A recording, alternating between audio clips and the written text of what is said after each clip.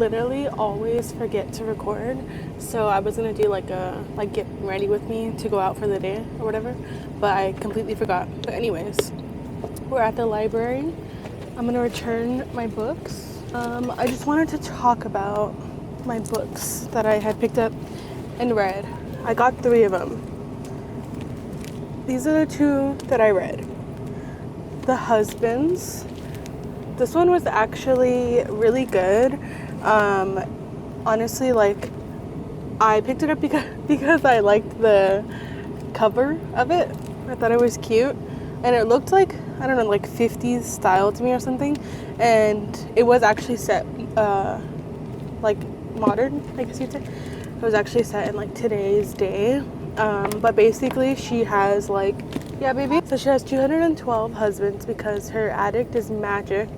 And it's like, it was really good, like each story, her like process, and in the end, like my takeaway was basically she was saying like she could have any husband, right?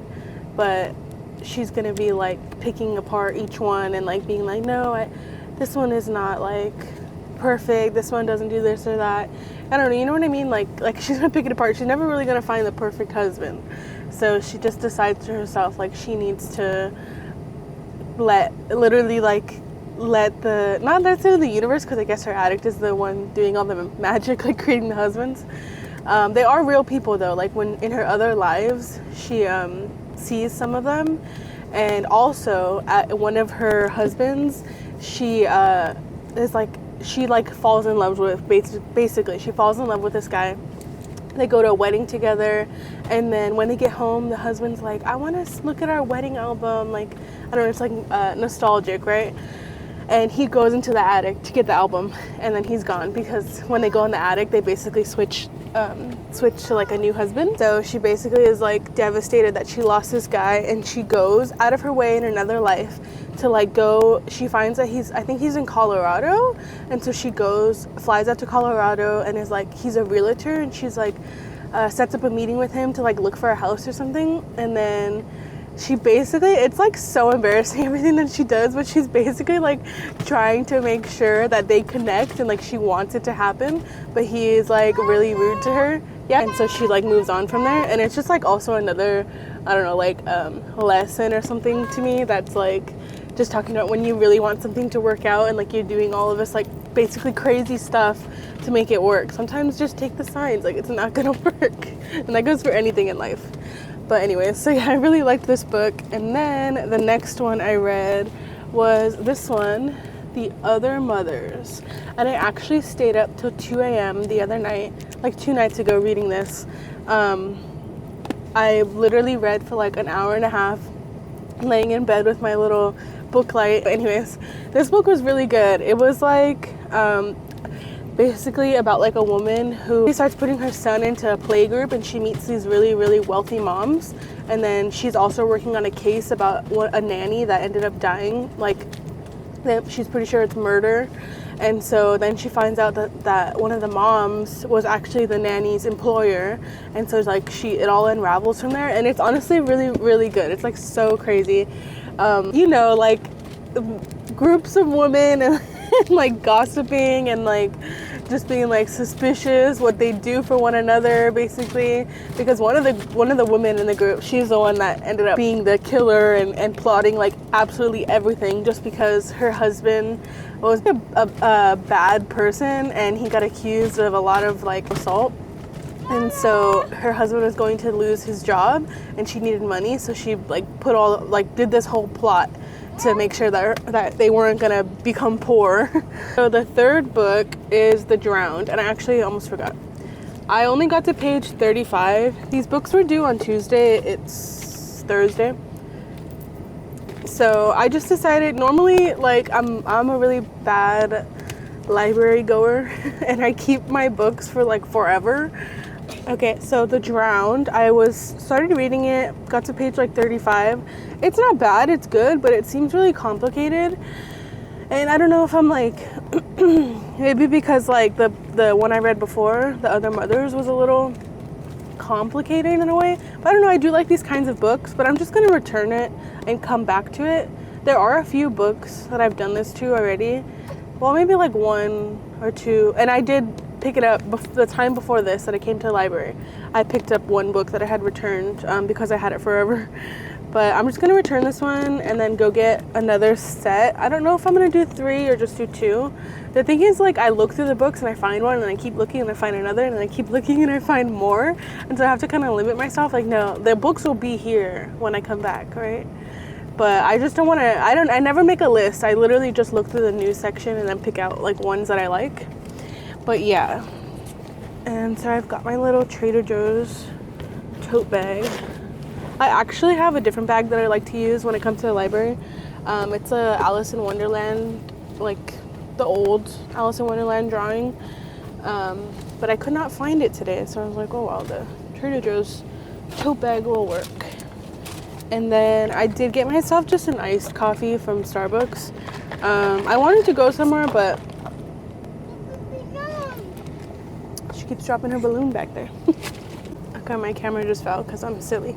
But yeah, so I just got an iced coffee.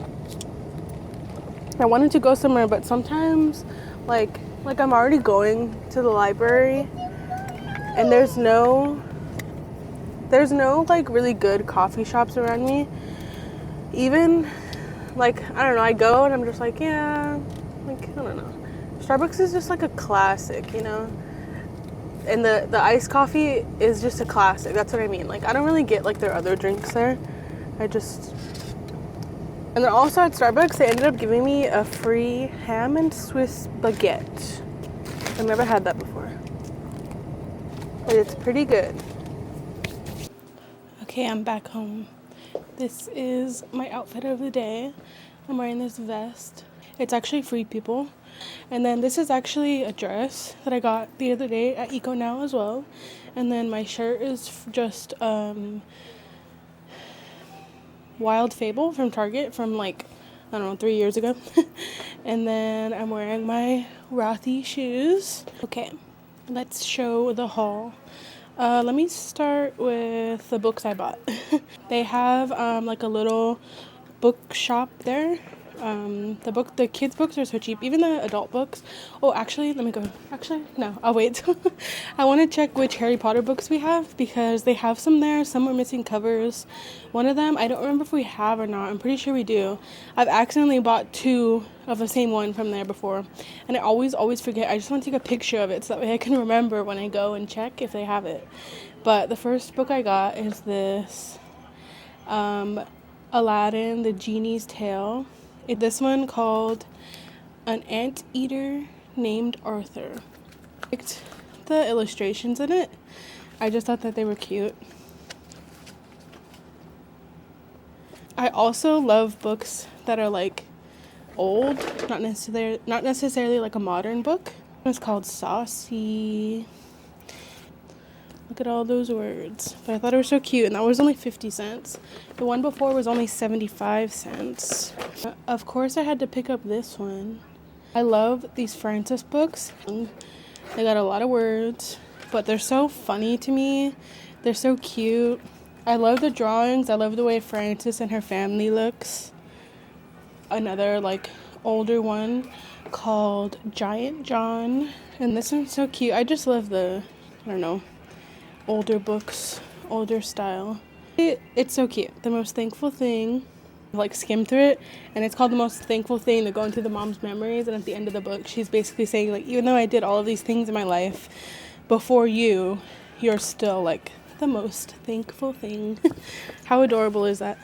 So then, what I picked up for myself is in this Trader Joe's bag.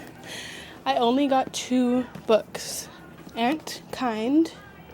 Basically just about this guy who, like, sees a film, and the film, like, goes missing or it gets destroyed, and then he's, like, trying to remember what the whole film was about. So I can only imagine, if you have seen those movies, like Being John Malkovich or Eternal Sunshine of the Spotless Mind, I can only imagine what the book is going to be like. This one is called The Strange Case of Jane O.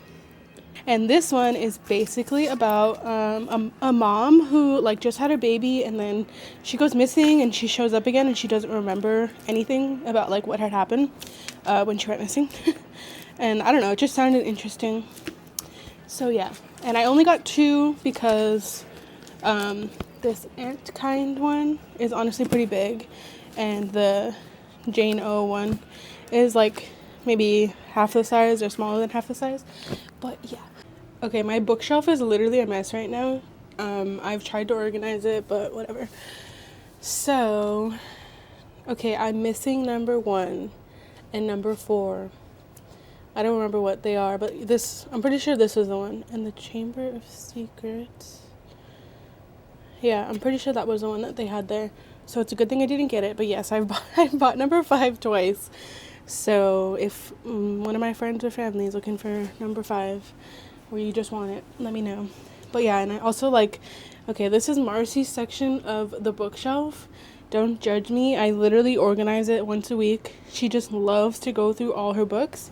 I imagine maybe you're thinking like, why did you buy her more books if she has a million and she makes a mess of them all the time?